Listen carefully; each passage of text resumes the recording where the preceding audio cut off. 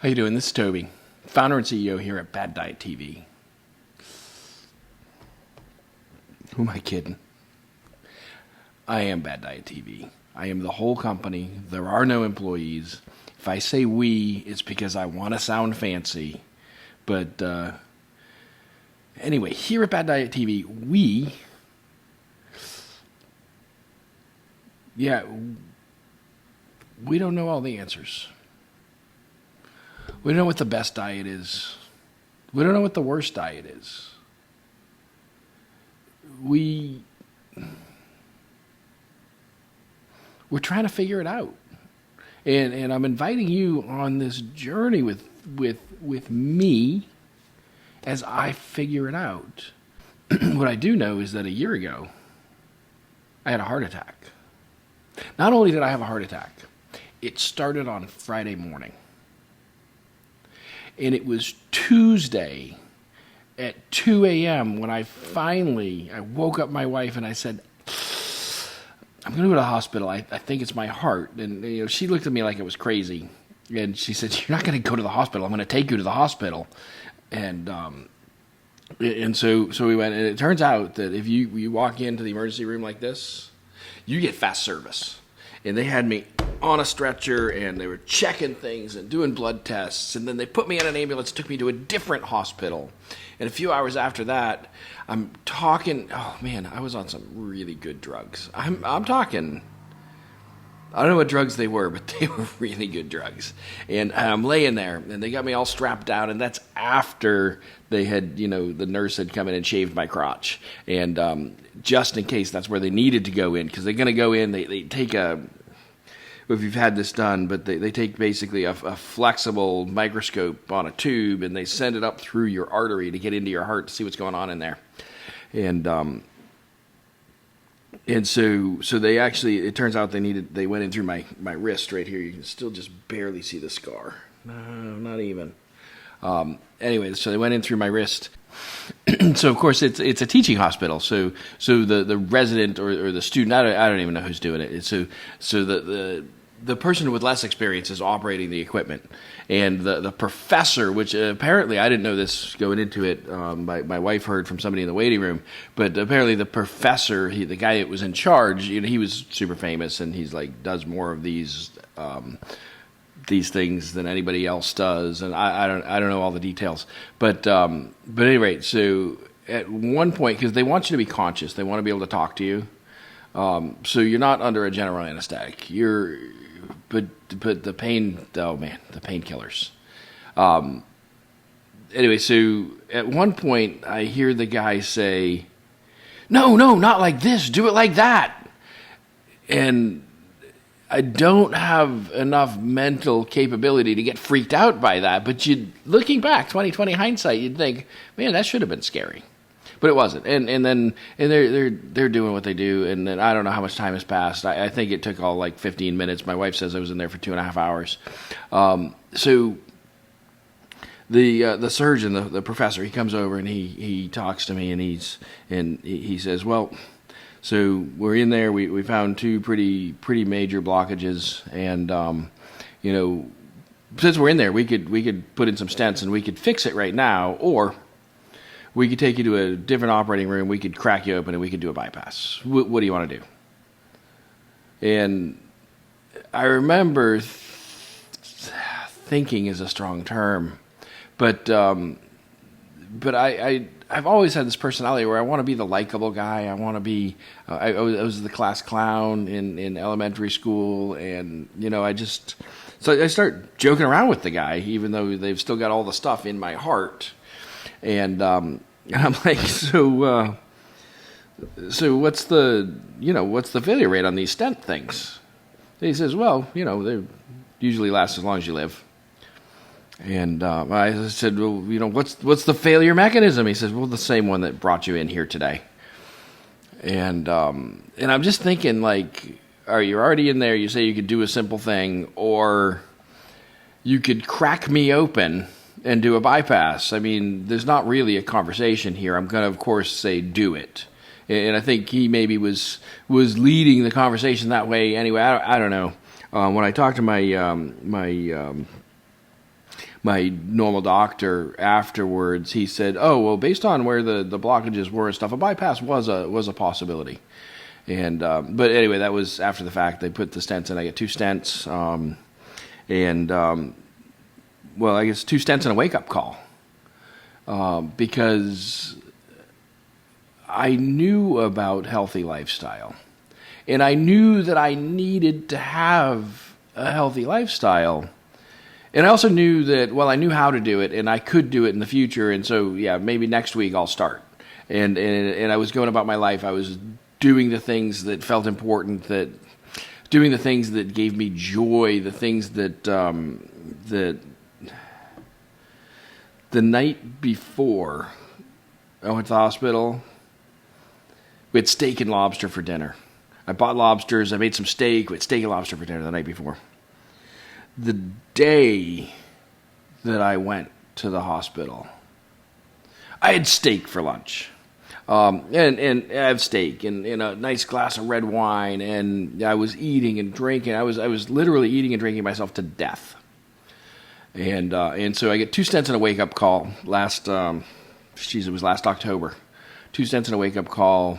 I finally get out of the hospital. They kept me for a few extra days longer than they normally would, because it turns out that my blood pressure was out of control. There was, I had another story about blood pressure, but my blood pressure was out of control. I'd never been on any kind of medications at all since I was a high school and college athlete. And when I was a high school and college athlete, I lived on ibuprofen. It was like candy. You had the pain in your knee, so you have some candy. You have a pain in your ankle, so you have some candy. And so that may be a contributing factor, but I don't know. It was so long ago, who knows? But the thing is, I knew before it happened that I needed to lose weight. I knew before it happened that I didn't have a healthy lifestyle, and I had read the books. I had read the diet books. I had followed the diet gurus. I had bought the supplements. And every time I was already intermittent fasting, right? But what I was doing was, out of all of these diet programs, all of these books, all of the gurus that I listened to and heard from, I would pick out the additions to my diet that sounded like I liked them. I would pick out the things that I wanted to do. If there was something they told me to stop doing and I liked doing it, I didn't stop it. I kept doing it. But I added the good things. So I figured that was, sort of getting healthy. And well, it wasn't. And so I got out of the hospital. I managed, the day they discharged me, I actually was able to walk to an event at my daughter's school, and the half-mile walk from my home to my daughter's school to go see the event. The event was the kids were raising money for charity, and they run around laps around a park. I had to rest when I got there. I had to sit down when I got there, because the half-mile walk from my house to the school almost wiped me out. And that was from the procedure and the drugs and coming. It was because I walked 3-4 miles a day before this happened. Anyway, so 2 stents and a wake-up call, and I turned it on. I started doing the things that the gurus said. I started following the advice in the diet books that I most identified with. I lost 30 pounds in 27 days, and I felt great. I felt better than I'd ever felt in my life. It's possible to do these things. I know that it's possible. Then I kind of plateaued after losing 30 pounds. I wanted to lose more weight, but I felt so good that I really stopped putting a concerted effort into it. What I really did was I stopped tracking things. I stopped measuring things, thinking that I'd established a pattern, and I would just follow the pattern, and I didn't need to measure things anymore. But that's bullshit. If you want to advance, if you want to get better, if you want to improve anything, You have to have measurable things. You have to know what inputs you're adjusting in the system. You know what inputs you're adjusting. You know what outputs you can measure, and then you can control the system. And we may not at the beginning know all of the possible things that we should be measuring. We may not know all of the things that we should be monitoring on the way in. But I'm an engineer and a scientist. I'm an entrepreneur. I'm really smart, and I didn't used to think so, but I determined that I was, and so as a really smart guy, an engineer and a scientist, somebody that knows how to do this stuff, I should have known that if I stopped measuring it, I didn't gain the weight back, but when I stopped measuring it, I stopped losing the weight, and then I plateaued there, and I was just about ready to kick it in again, I think, and COVID. I get sent home. One of the things I do is I teach at a university, and so when I got sent home, I got kicked out of my office at the university. When they first sent the students home, I thought I was going to get to at least stay in my office, because if the students aren't here, then the disease vector is different, and I would have a chance to teach remotely, but teach remotely from my office. And then the state changed its guidelines. The university said, nope, we're going to shut down entirely. Everybody go home. And so I had a few days to, really, because of all of the things I had to do, I had a few hours to pack up my office and get out. And I did that. I got home, and my wife was already working from home. The kids were already out of school, and we didn't really have that much office space in the house because we weren't set up for it. And so my office was the kitchen table. And so I would set up on the kitchen table, and I had set up a Zoom studio, and I'd do my Zoom calls and all this stuff, and I'd do it on my computer, and I had 3 computers set up, and I had my tablet set up, and I get the cameras, all the different angles, kind of a video geek sometimes. But my office was 4 feet from the fridge and 3 feet from the liquor cabinet. And I don't know if you remember March of 2020, but being 3 feet from the liquor cabinet, that wasn't a horrible place to be. And so I gained the 30 pounds back between March and June.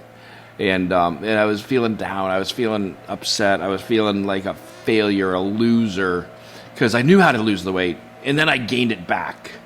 And so here we are. It's November. About 45 days ago, with a group of friends, we all decided to set a 100-day challenge. We wanted to have a challenge that would bring us to January 1st. And I know that the most important thing for me, the most important thing that's going to keep me alive, is to get down to a healthy weight and to maintain that healthy lifestyle. I wonder if you guys can hear the leaf blower just outside my office window. I'm going to wait a minute.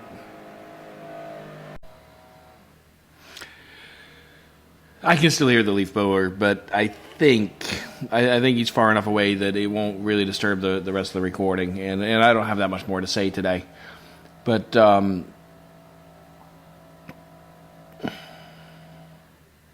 stents and a wake up. I lost 30 pounds in 27 days. I did that by taking the knowledge that I had been gathering over the last, I think I bought my first diet book. I started worrying about the fact that I was gaining weight. I think I bought that first book in 1990. I want to say 6 or 7. That was the time in my life when I first started to experience. I first started to experience this idea of self-development, about making myself a better person by learning stuff. I guess I was a few years out of college, and there were no longer people telling me what to learn. There was no longer this need, or there was no longer anybody pushing me to learn more. I guess also my frontal lobe had started to become more fully developed. They say your frontal lobe doesn't develop until you're in your 20s, and so It was 96, 97-ish time. I remember I got my first self-development book or my first self-help book. It was at the time that I was transitioning from employee to entrepreneur and business owner. It was, I remember the book. It's got a red cover. There's a picture of like a middle-aged balding guy. He had some hair around the edges. I gave up on that years ago. But dark hair, sort of, it sort of reminded me sort of like of Dr. Phil. So if you could think of like the Dr. Phil physique and sort of facial structure, but it wasn't Dr. Phil. It was, I forget who the guy was. I forget the author's name, but the name of the book was The Burn Rate Diet. And as an engineer, this appealed to me because I understood rates and I understood burning. In fact, at the time I was working in fire sciences and fire protection engineering, and so this whole idea of this burn rate diet that made sense to me. And he talked about calories in and calories out, and that made sense to me. And then he said, there's different metabolisms, there's different rates at which people lose weight and these things. And anyway, that was. I got that book when I weighed about 15 pounds more than I weighed when I was in college. And I learned from that book, again, I said the things that I liked. The things he said that I liked, I did. The things he said that I didn't like, I said, well, that probably doesn't apply to me. And I think we all do this. As we seek this knowledge, we all tend to adopt, and I think even the people who write the diet books, even the gurus, the people like Stephen Gundry and Dave Asprey, and these are the people that I'm following now, but the people like this, they're biased. They have internal bias. They can't help it. We all have our own internal bias. And if there's something that they really enjoy, if there's something that they really want to do, they will find a way to justify it to let them keep doing it. I'm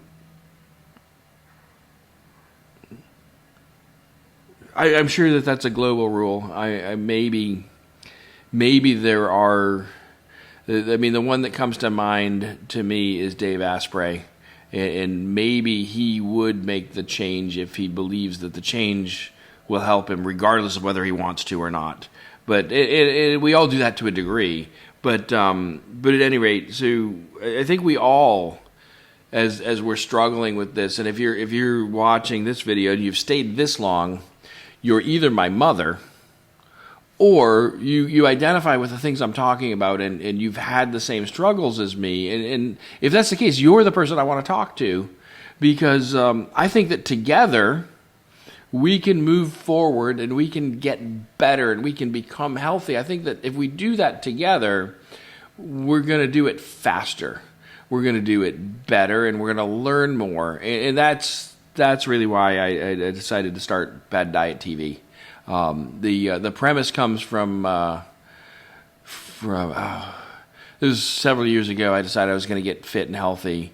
And since I was a star athlete in college and high school, I was a track star. I remember I was several events that I was rated number one in the state my senior year in high school, and all the short distance sprinting kind of events or jumping kind of events, and because of that, I feel like I should run to get fit because I'm a runner, and so I remember. I could look up the dates, but it was, 7, 8 years ago. And I blew up my knee by running while fat. I don't have another explanation. I just, it was a small bucket tear in the cartilage under the kneecap. And so unfortunately my orthopedic surgeon, my family friend who was an orthopedic surgeon, had moved out of the state, and I really didn't want to go to South Carolina to get my knee surgery done. And so I opted for physical therapy instead of surgery. This second time I blew up my knee by, running while fat, I suppose is the reason. So I went to physical therapy, and which was really good. I highly recommend it for simple knee things. If the doctor says physical therapy is a possibility, is an option, do that before you do surgery. You can't really undo surgery. And physical therapy, there's studies that show that physical therapy makes a lot of these problems go away. Don't take my word for it. Ask your doctor. So at the physical therapy place, I remember you have to check in when you get there and all that stuff, and then your therapist, the expert that's working with you to help you fix that one problem that you went in there for, they come and get you and they take you and they have a bunch of exercises set up for you.